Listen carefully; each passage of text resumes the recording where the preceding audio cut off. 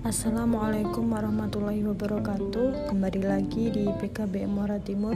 Di sini kita akan belajar mata pelajaran Geografi kelas 11 paket C, C8 unit 2 tentang lumbung pangan dan bahan obat.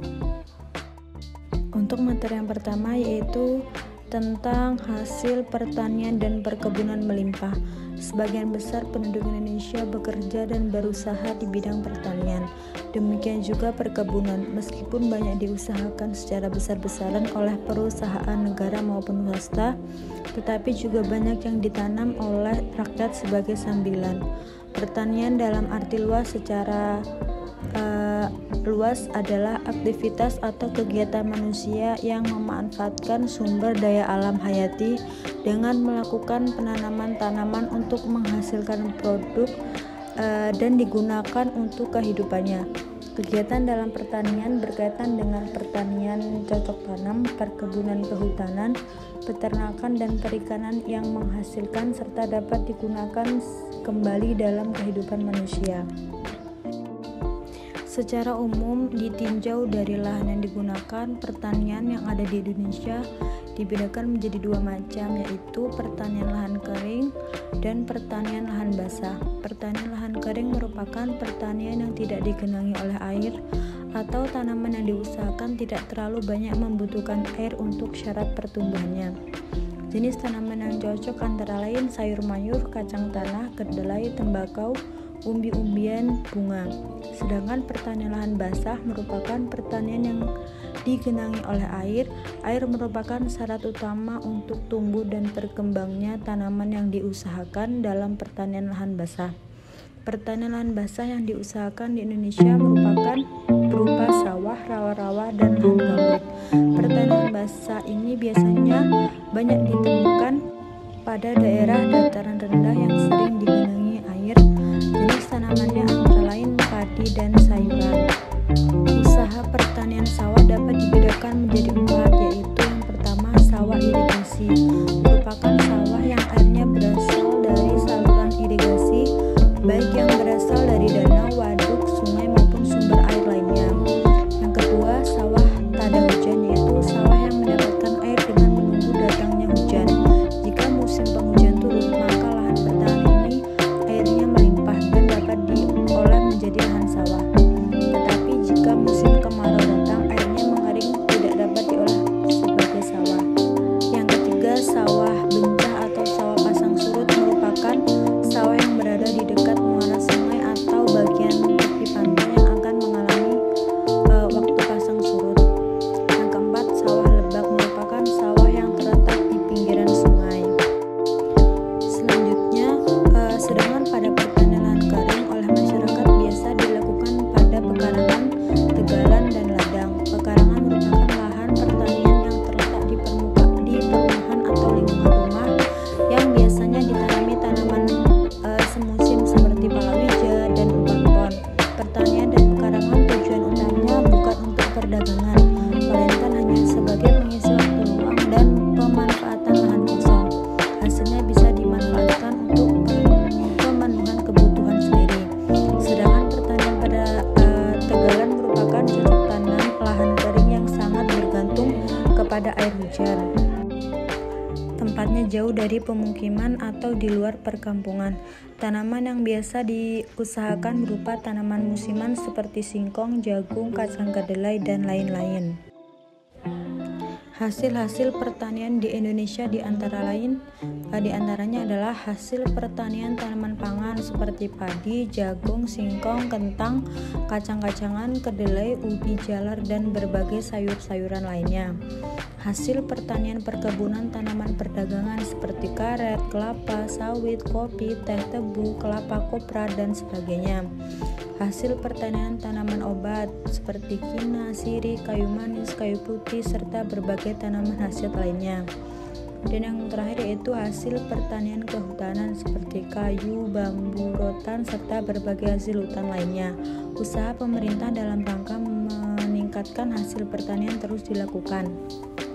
di antaranya dengan pemberian bantuan permesinan, pembuatan embung dan jaringan irigasi, pemberian benih dan bibit unggul, peningkatan akses penjualan, serta penjaminan petani melalui asuransi.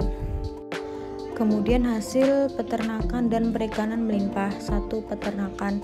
Peternakan adalah segala aktivitas manusia yang berhubungan dengan pemeliharaan hewan ternak yang dapat diambil manfaatnya dari hewan tersebut guna untuk memenuhi kebutuhan hidup. Manfaat hewan ternak bagi kita bisa berupa daging, telur, susu, bahkan juga tenaganya untuk membantu pekerjaan manusia. Peternakan di Indonesia secara umum dikelompokkan ke dalam 3 jenis. Yang pertama itu ternak hewan besar.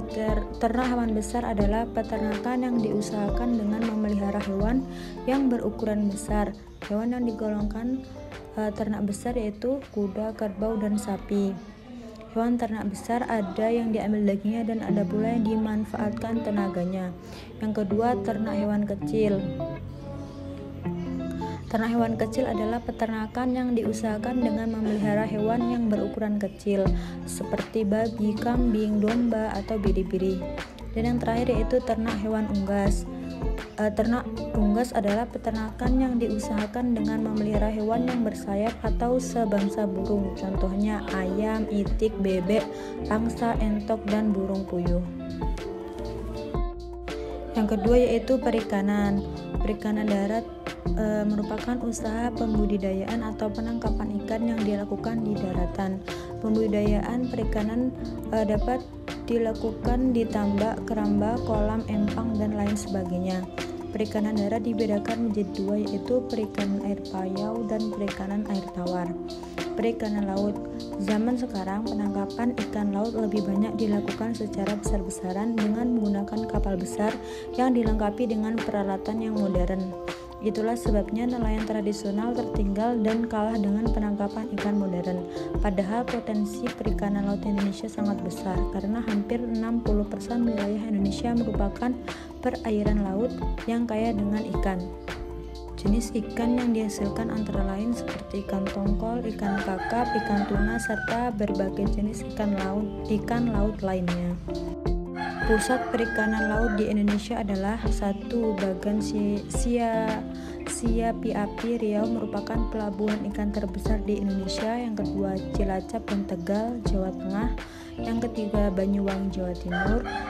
Keempat, Air Tembaga, Sulawesi Utara, dan Ambon, Maluku.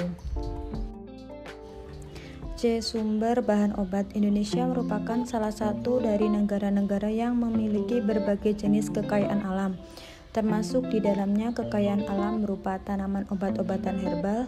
Sebagai negara yang beriklim tropis dengan curah hujan yang cukup tinggi, Indonesia adalah wilayah yang baik bagi habitat berbagai jenis tumbuhan obat-obatan herbal dan cocok dijadikan sebagai negara agraris.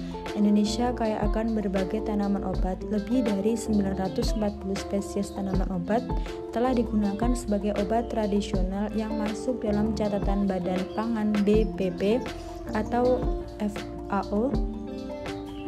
Obat tradisional dibuat dari berbagai jenis tanaman obat yang diolah secara sederhana dan digunakan untuk mengatasi berbagai jenis penyakit. Sedangkan menurut National Geographic mengungkapkan bahwa hutan Indonesia menjadi habitat bagi 30.000 lebih tanaman obat dari total sekitar 40.000 jenis tanaman obat yang ada di dunia. Jumlah tersebut mewakili 90% dari tumbuhan obat yang terdapat di wilayah Asia. Tanaman obat herbal banyak tumbuh di berbagai wilayah Indonesia. Dalam pemanfaatan tanaman yang biasa digunakan sebagai bahan obat-obatan meliputi berbagai jenis tanaman yang sehari-hari kita jumpai sebagai bahan makanan seperti sayur-sayuran, bumbu dapur, rempah-rempah, tanaman hias, hingga tanaman liar. Berikut ini contoh beberapa tanaman di sekitar kita yang biasa dimanfaatkan dalam obat-obatan. Kalian bisa amati pada tabel di samping mengenai contoh tanaman obat-obatan yang ada di sekitar kita. Itu tadi pemaparan materi mengenai mata pelajaran geografi. Mungkin lebih jelasnya kalian bisa pelajari di dalam modul dan melihat dari berbagai referensi lainnya. Saya ucapkan terima kasih, semoga bermanfaat dan saya akhiri. Wassalamualaikum warahmatullahi wabarakatuh.